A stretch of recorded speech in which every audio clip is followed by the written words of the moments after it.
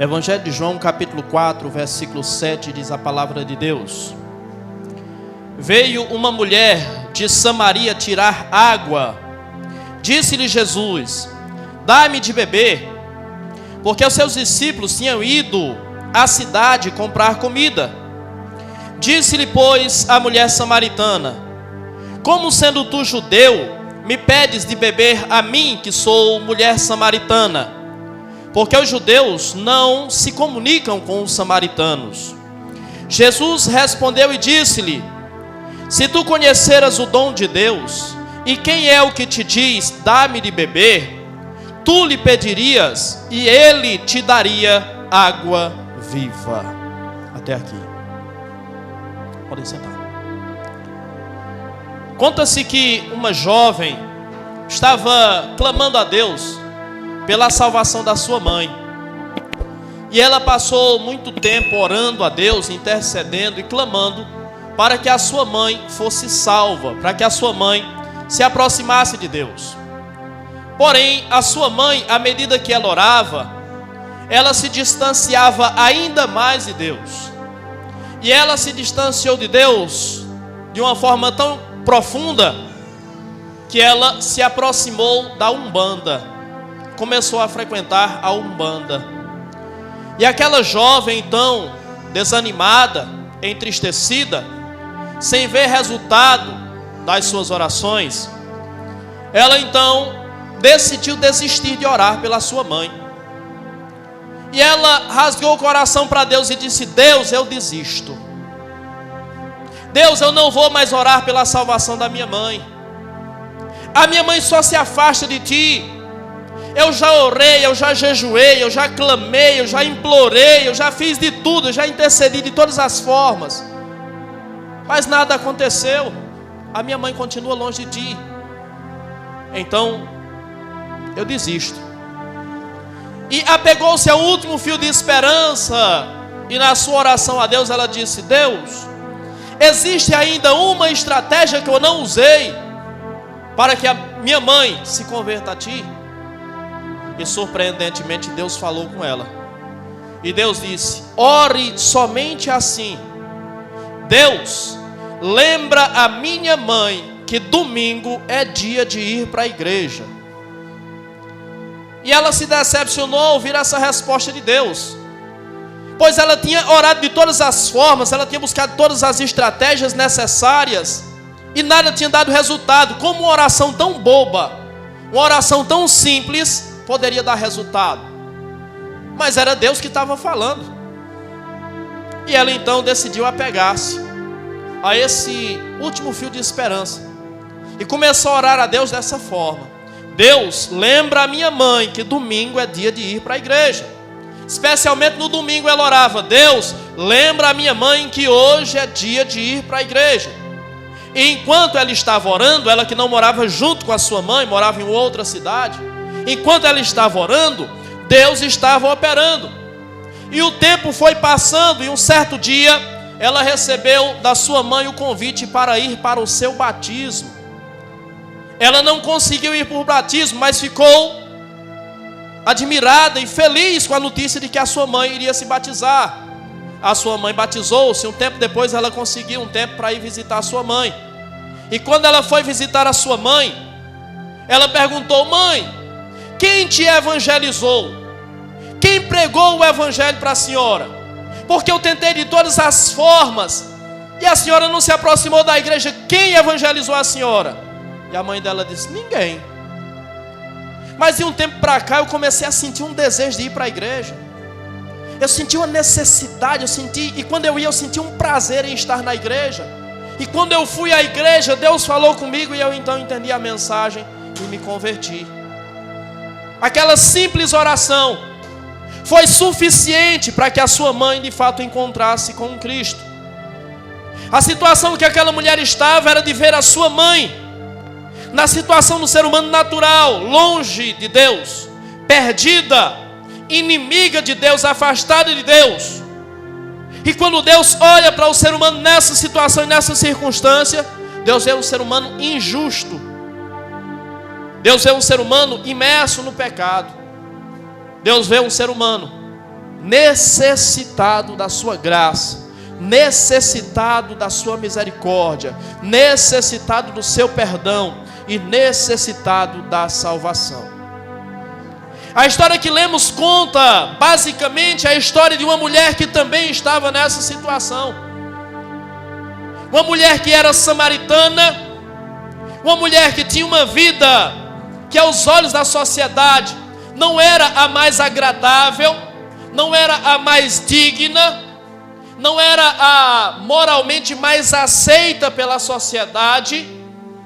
E a Bíblia Sagrada diz que essa mulher morava em uma cidade chamada Sicar. Essa cidade chamada Sicar, ela ficava próxima entre o Monte Ebal e o Monte Gerizim. O Monte Gerizim era o monte onde os samaritanos adoravam a Deus. Era o monte que eles tinham como um monte sagrado. Era o monte onde eles acreditavam que de fato Abraão havia levado Isaac para ser sacrificado naquele lugar. E eles tornaram aquele lugar sagrado, lugar de culto, lugar de adoração. Ali foi construído um templo samaritano e as pessoas adoravam ali. E naquela região havia um poço que era conhecido como Poço de Jacó. Esse poço não é mencionado nos escritos do Antigo Testamento. E a única referência que nós temos bíblica com relação a esse poço é exatamente o capítulo 4 do Evangelho de João. Não tem outra menção a esse poço na Bíblia. E esse poço estava nas terras que Jacó havia dado a José, seu filho. E Jacó, por ser um patriarca, Jacó, por ser neto de Abraão, era a grande referência dos samaritanos. Então as pessoas daquela cidade, especialmente as mulheres, elas iam até o poço de Jacó, para que naquele poço elas pudessem tirar água, para trazer a saciedade à sua casa, para poderem beber dessa água, mas para cuidarem também dos afazeres da casa. E aquela mulher, a exemplo de todas as outras, ela vai também ao poço de Jacó, para buscar a sua água e também trazer saciedade à sua casa, à sua família. Porém, uma coisa chama a atenção: essa mulher vai em um horário que não é exatamente o horário mais próprio para que uma mulher, especialmente, saísse para buscar água. A Bíblia diz que era próximo da sexta hora, ou seja, meio-dia. Meio-dia é um horário quente, especialmente naquela região. E aquela mulher então vai naquele horário para buscar água. Aquela mulher não sabia o que ela buscava. Aquela mulher não conhecia qual era a sua real necessidade. Mas certo é que aquela mulher tinha uma necessidade muito maior do que a sua sede física. Aquela mulher tinha uma carência espiritual. Aquela mulher necessitava da justiça de Deus operando na vida dela. E a justiça de Deus começa a se manifestar na vida dela, porque ela estava vivendo no ardor do calor, no ardor do sol, nas chamas do sol, como também estava vivendo no peso do pecado. A graça de Deus e a justiça de Deus, a justificação de Deus se faz necessária na vida do ser humano, pois o ser humano está vivendo exatamente essa situação. O ardor das chamas do sol, do calor do fogo e o peso do pecado. Naturalmente isso torna o homem injusto diante de Deus. E a Bíblia Sagrada diz que nós somos injustos, pois não há um só justo sobre a face da terra. Paulo, escrevendo a sua carta aos Romanos, capítulo 3 e versículo 10, ele diz: não há um só justo sobre a face da terra. E aquela mulher é indigna, aquela mulher é injusta. E ela vai no ardor do sol, no calor do sol, sentindo o peso do pecado, para buscar água. Mas o horário realmente não é o horário mais propício, não era o horário que as mulheres naturalmente iam. As mulheres normalmente iam ao poço de Jacó no final da tarde, quando o sol já estava se escondendo por trás do Monte Ebal. Monte Ebal, esse que tinha cerca de 300 metros de altitude. E quando o sol estava se escondendo por trás do Monte Ebal, as mulheres então iam pela sombra do Monte Ebal para buscarem água. Enquanto as mulheres estão buscando a sombra do Monte Ebal, essa mulher foi, buscou e encontrou descanso debaixo da sombra do Onipotente. Alguns estão buscando descanso e refrigério na sombra do Monte Ebal. Mas Deus está dizendo para nós, através da sua santa e poderosa palavra, que Ele é a nossa sombra, Ele é o nosso escudo, Ele é o nosso broquel, Ele é o nosso refúgio e fortaleza e socorro bem presente na hora da angústia. É nele em quem nós podemos nos refugiar, é nele em quem encontramos perdão, é nele em quem encontramos refrigério, é nele que encontramos graça, é nele que encontramos salvação. Atos 4,12 diz: não há um só entre os homens dado, pelo qual importa que devamos ser salvos, nenhum além de Jesus. Aquela mulher não estava buscando Jesus, mas Jesus estava buscando ela.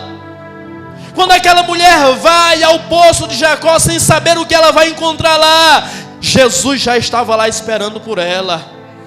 Quando nasce no nosso coração o desejo de buscar a saciedade da nossa alma, eu preciso dizer para você que Jesus já está lá esperando, Jesus já está lá aguardando, Jesus já está lá preparado para saciar.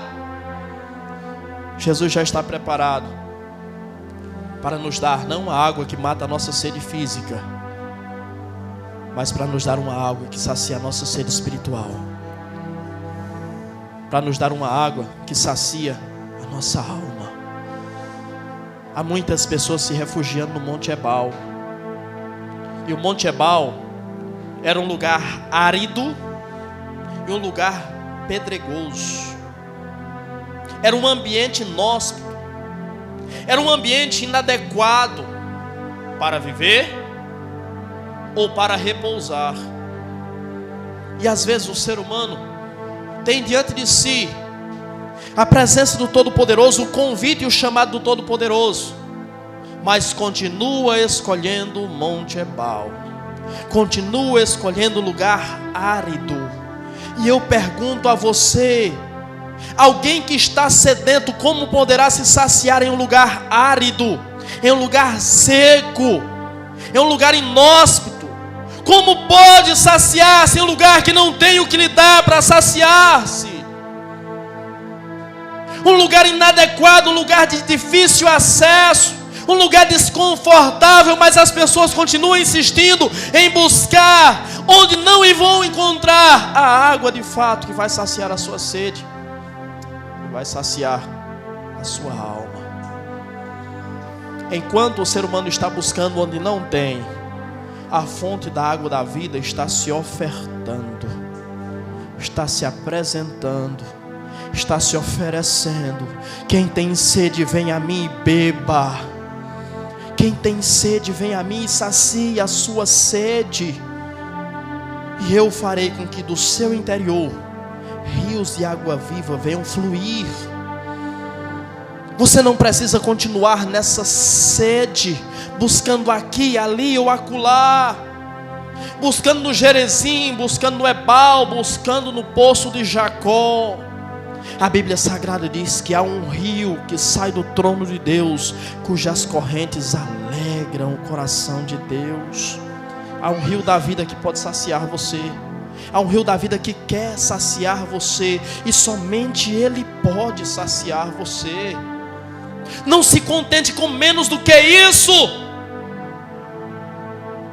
Buscando no poço de Jacó, se tiraria um pouco de água para matar a sede. Não se contente com pouco, porque Deus tem tudo para ofertar a você.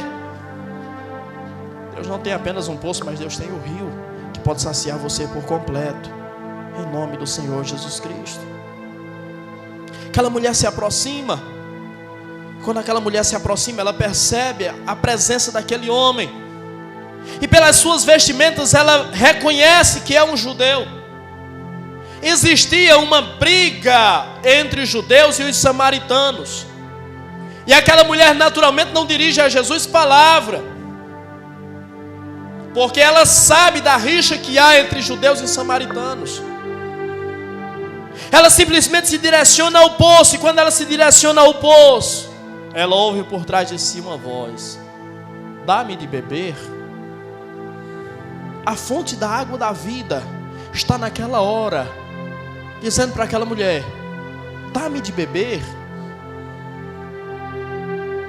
É um paradoxo tremendo ler isso nas páginas da Bíblia Sagrada. Como aquele que chama-me para me saciar a sede, pede de beber para mim. A Bíblia Sagrada diz: chegai-vos a Deus, e Ele se chegará a vós. É necessário que haja uma ação humana. E Ele diz: dá-me de beber. O que Jesus quer necessariamente não é água. O que Jesus quer é ação. O que Jesus quer é atitude. Até porque o texto não menciona em momento algum que aquela mulher deu água para Jesus. Não tem nenhum versículo no texto que diga que aquela mulher pegou, tirou a água, entregou, Jesus bebeu daquela água. Jesus não queria água, Jesus queria ela. Jesus queria a vida dela. Jesus queria restaurar ela. Jesus queria perdoar ela. Jesus queria reescrever a história dela. Mas era necessário que houvesse dela uma ação. A graça de Deus sempre é ofertada ao ser humano, mas é necessário que o ser humano reaja a essa graça. A graça, ela procede de Deus, mas é necessário que o ser humano reaja a essa graça. E quando ela ouve a voz de Jesus: dá-me de beber, não foi uma voz rude, não foi uma voz truculenta, como ela deveria esperar de um judeu, por ser ela samaritana. Mas foi uma voz meiga, uma voz suave, uma voz de quem queria interagir, de quem queria dialogar. E aquela mulher diz: como pode o Senhor, sendo judeu, pedir água para mim que sou samaritana? É como se aquela mulher estivesse dizendo: não sabes que nós não nos damos? Não sabes que nós somos inimigos? Não sabes que aos amigos o favor, mas aos inimigos a espada? Como é que o Senhor me pede água? E aquela mulher não está mentindo. De fato, eles são inimigos. Mas eles não são inimigos pelo fato daquela mulher ser samaritana. Eles são inimigos pelo fato daquela mulher ser pecadora. A Bíblia diz que o homem natural, ele é inimigo de Deus. O amigo do mundo é inimigo de Deus. Tiago 4,4. Aquele que constitui-se, ou que faz-se amigo do mundo, constitui-se inimigo de Deus. É verdade que aquela mulher é inimiga de Deus, é inimiga de Jesus. Mas Jesus então tenta estabelecer com ela uma aliança de paz. Jesus busca com ela uma aliança de paz. Jesus oferece para ela uma aliança de paz. Essa inimizade entre o ímpio e Deus permanece. Mas da mesma forma que Jesus ofertou para aquela mulher uma aliança de paz, ainda hoje Jesus continua ofertando para todos nós essa aliança de paz. Jesus olha para aquela mulher e diz: mulher, se tu soubesse quem te pede, tu lhe pedirias e ele te daria a água da vida. Se você entendesse quem fala com você, você não rejeitaria, você não endureceria o coração, você não renunciaria o seu nome, você não renunciaria a fé nele. Você se prostraria, se submeteria e imploraria a ele que te desse essa água. O que Jesus está fazendo com essa mulher é de fato demonstrando para aquela mulher a sua real necessidade. Você veio buscar água física, mulher, mas a tua necessidade maior não é essa. Você tem uma necessidade muito maior, uma necessidade superior. Jesus está expondo para ela a situação dela. Por que ela foi naquele horário? totalmente diferente ou distinto do horário que as outras mulheres iam, porque aquela mulher tinha um passado, e o passado daquela mulher a condenava, um passado obscuro, um passado de pecados, um passado que fez com que até mesmo as outras pecadoras se afastassem dela. Então você percebe que a fama daquela mulher era, sem sombra de dúvidas, das piores. Enquanto os homens, as mulheres, as pessoas, a sociedade a estava rejeitando, não queria se unir a ela, não queria caminhar com ela, não ia ao menos buscar água com ela. Aquele que fez os céus e a terra já estava lá esperando por ela. Ele queria falar com ela, ele queria interagir com ela, ele queria comunhão com ela, ele queria fazer com que ela deixasse de ser sua inimiga para se tornar sua amiga. Mas era preciso que ele mostrasse para ela qual era a sua real situação. Mulher, se você soubesse quem te pede, você lhe pediria e ele lhe daria da água viva, da água da vida. A mulher olha para Jesus e diz: mas como é que o Senhor vai me dar água? O Senhor não tem uma vasilha, o poço é profundo, o Senhor não tem como tirar água daí, como é que o Senhor vai me dar dessa água? Há pessoas que ouvem a palavra e não entendem, há pessoas que estão sendo ministradas pela palavra, mas não compreendem a profundidade da palavra. Jesus não está falando de água natural, Jesus não está falando de poço, Jesus está falando de vida, e vida abundante, vida verdadeira, a vida que muitos hoje pensam desfrutar, a vida que muitos hoje pensam aproveitar, mas como um sopro passará, como uma planta, usando a linguagem do profeta Isaías, secará muito rapidamente.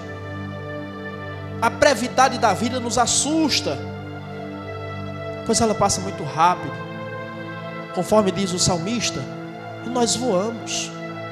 Quando pensamos que estamos na juventude, já estamos na fase adulta, e quando estamos na fase adulta, corremos, trabalhamos para construir alguma coisa, e quando pensamos que estamos ainda no auge da atividade, a nossa vida já começa a declinar, a força vai acabando, o vigor vai acabando, o prazer vai acabando, tudo vai acabando, tudo vai perdendo a graça, até chegar ao ponto que a gente não vê sequer mais sentido em continuar vivendo. Então, enquanto muitos estão pensando naquilo que é natural, naquilo que é terreno, naquilo que é temporal, naquilo que é momentâneo, Jesus está falando para ela de algo superior, algo maior, algo eterno. E ela não está entendendo. Será que você está entendendo o que Jesus está falando com você? Será que você está entendendo o que Jesus está te ofertando? O que Jesus está oferecendo para você? O Senhor não tem como tirar água daí. Como é que o Senhor vai me dar água? E tem mais. Quem nos deu esse poço foi o nosso pai Jacó. Jacó, o grande patriarca. Jacó, o pai das 12 tribos de Israel, a grande referência. O Senhor quer dizer para nós que o Senhor é maior do que Jacó. Quem é o Senhor para se comparar a Jacó? E quantas vezes Jesus está sendo inferiorizado diante de tantas personalidades, de tantos personagens? Talvez você diga: não, pastor, mas não é verdade. Jesus é a grande referência. Jesus está sendo menos honrado na vida da maioria das pessoas do que qualquer outra pessoa. Quantos outros estão sendo honrados? Quantos outros têm o seu dia no qual são reverenciados? E Jesus é esquecido. Jesus é abandonado. Pelo contrário, muitos estão expondo Jesus à vergonha, se utilizando de símbolos religiosos para profaná-los e para zombar dele. Essa tem sido a realidade nos nossos dias, nos nossos tempos. Então a verdade é que as coisas não mudaram. Aquela mulher quer honrar Jacó mais do que Jesus, mas hoje a coisa não mudou.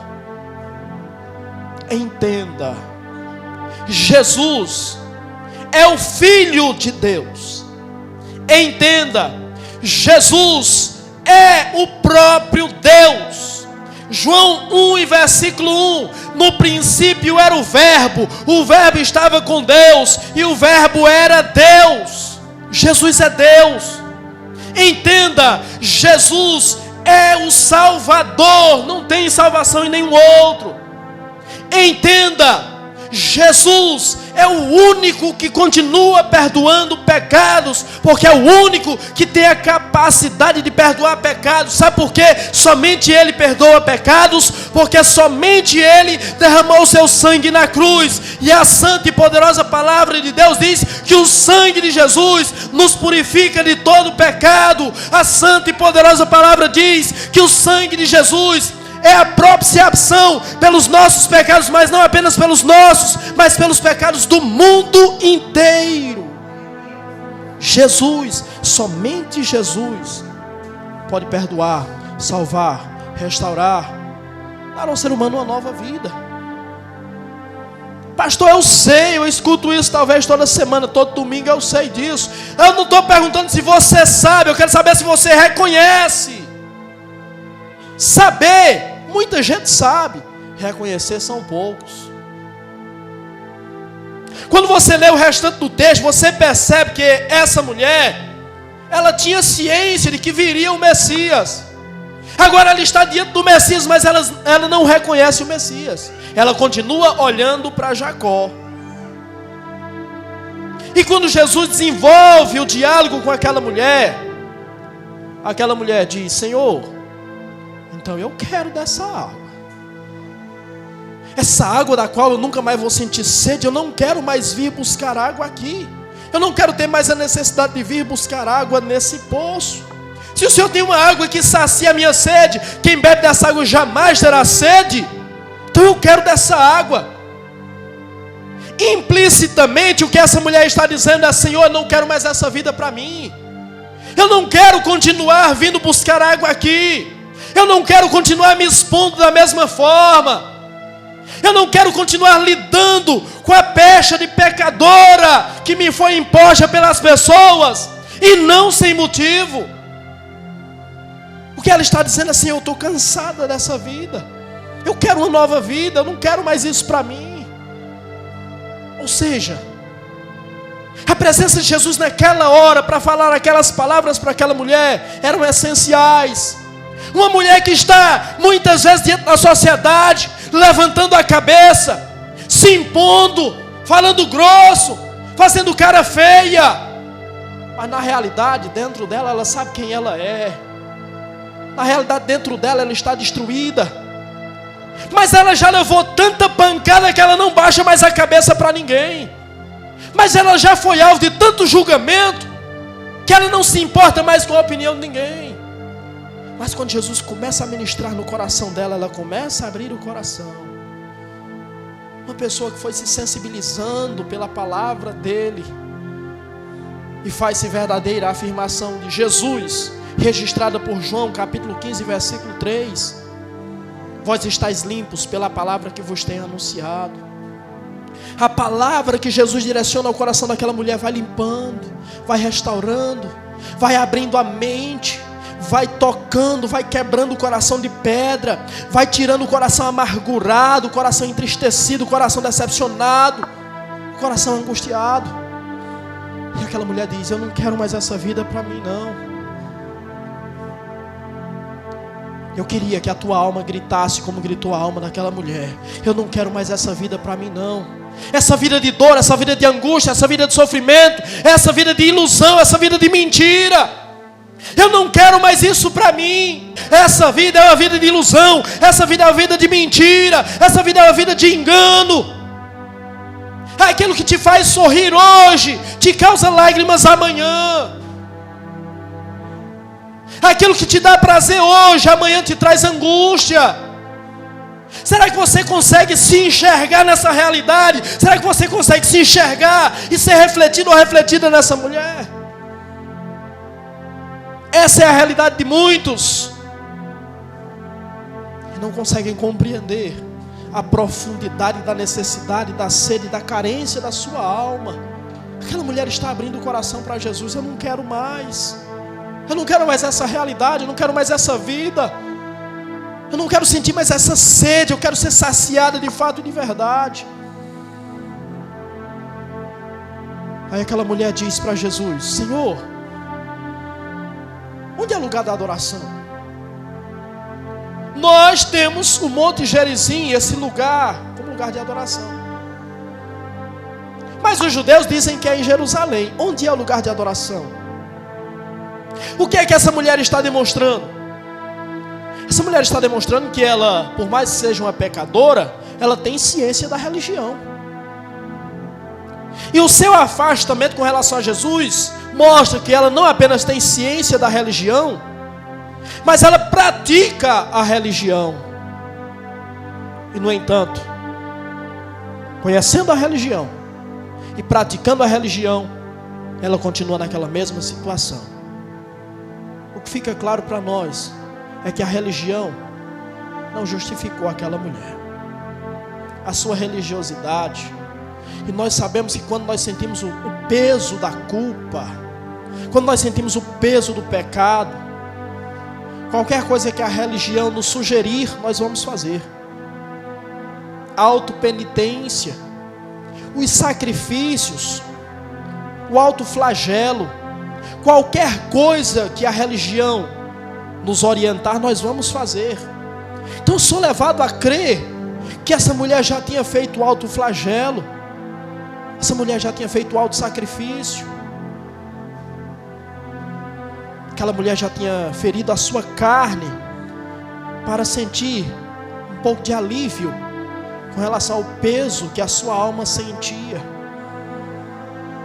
E essa palavra é profunda, pois existem pessoas que estão tendo a sua alma angustiada, carregam um peso que elas nem mesmo sabem o porquê desse peso na alma, e elas ferem a sua própria carne, elas machucam a sua própria carne para sentir algum tipo de alívio. Quantas pessoas você ouve falar, talvez você não conheça ninguém pessoalmente que faz isso, mas quantas pessoas praticam o autoflagelo, quantas pessoas se cortam, por sentir o peso na alma, a angústia na alma, e elas não sabem o que estão sentindo. Elas encontram ali um refúgio, porque talvez machucando a própria carne, sinta-se o alívio talvez de uma culpa. E eu quero dizer para você que o autoflagelo não vai trazer alívio para você.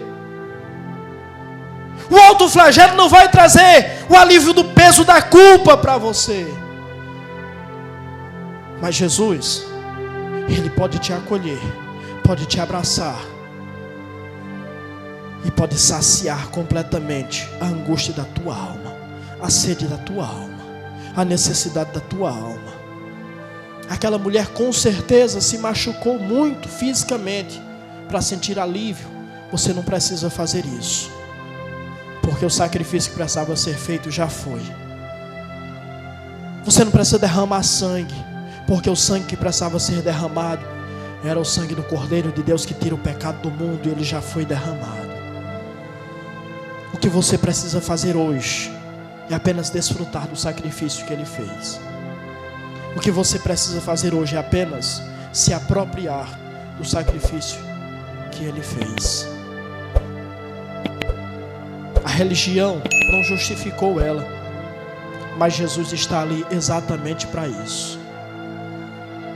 A sua vida, ao longo da sua trajetória, ela foi desenhada, ela foi montada sobre o pecado, sobre as obras do diabo. O diabo escravizou aquela mulher ao longo da sua vida, mas a Bíblia Sagrada diz que para isso se manifestou o Filho de Deus, para desfazer as obras do diabo. E Ele vai desfazer em nome de Jesus. Que Ele desfaça toda a obra do diabo. Que Ele desfaça tudo aquilo que te afasta dEle. Que Ele desfaça tudo aquilo que te traz peso, que te traz dor, que te traz angústia, que te traz sofrimento. Que Ele desfaça tudo aquilo que te impede de chegar a Ele. Que Ele se aproxime de você, como Ele está se aproximando através da palavra. E que você se aproxime dEle e seja saciado em nome do Senhor Jesus Cristo. Quando aquela mulher faz essa afirmação para Jesus, Jesus diz: vocês adoram quem vocês não conhecem. A realidade de muitos de nós hoje, muitos de dentro da igreja e muitos de fora da igreja, adorando quem não conhece. Porque quem faz parte da igreja deveria conhecer aquele a quem adoram. Mas infelizmente a verdade é que uma grande parcela da igreja não conhece aquele a quem adora. Não conhece o Deus que adora. Adoram Deus por religiosidade, se é que adora. Porque muito provavelmente nem sequer sabe o que é adoração. Vocês adoram o que vocês não conhecem. Nós adoramos a quem nós conhecemos. Eu digo a você que chegará o tempo, e de fato já chegou, que nem aqui, nem em Jerusalém, o Pai será adorado. Mas o Pai será adorado em espírito e em verdade. Porque o Pai busca aqueles que o adoram em espírito e em verdade. Aquela mulher diz: Senhor, eu sei que há uma promessa. Eu sei que há de vir o Messias. Quando Jesus diz chegou, Ele está dizendo: a promessa se cumpriu. Eu sei que há de vir o Messias. E Jesus olha nos olhos daquela mulher e diz: eu sou. Sou eu, aquele que fala contigo.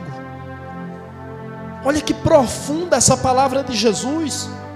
Diante de uma mulher que é rejeitada pela sociedade, diante de uma mulher que havia tido 5 maridos, e o texto diz que ela agora tem, não é marido dela. Jesus está olhando para os olhos daquela mulher e está dizendo: eu sou o Messias. Para os discípulos dele, Jesus não disse. Para os discípulos dele, ele perguntou: quem dizem os homens que eu sou? E os discípulos deram várias opções. E Pedro, cheio do Espírito Santo, disse: tu és o Filho de Deus, tu és o ungido, tu és o Messias, tu és o enviado. E Jesus diz: bem-aventurado és tu, Simão Barjonas, porque não foi a carne nem o sangue que te revelou, mas o Espírito de Deus. Foi o Espírito que revelou para Pedro. Mas Jesus não disse para os seus discípulos que era ele. E quando os seus discípulos souberam através da revelação do Espírito Santo a Pedro, Jesus mandou que eles guardassem em segredo, que eles guardassem em silêncio. E Jesus mostra para aquela mulher, Jesus revela-se para aquela mulher, exatamente para aquela mulher, especialmente para aquela mulher: sou eu sou o Messias, eu sou o Cristo, eu sou o ungido. Porque aquela mulher naquele momento ela reconhece a necessidade dela, e por isso Jesus revela quem Ele é. Jesus só vai revelar-se a você quando você entender e quando você reconhecer a sua necessidade, quando você reconhecer quem você é. Do contrário, Ele nunca se revelará a você.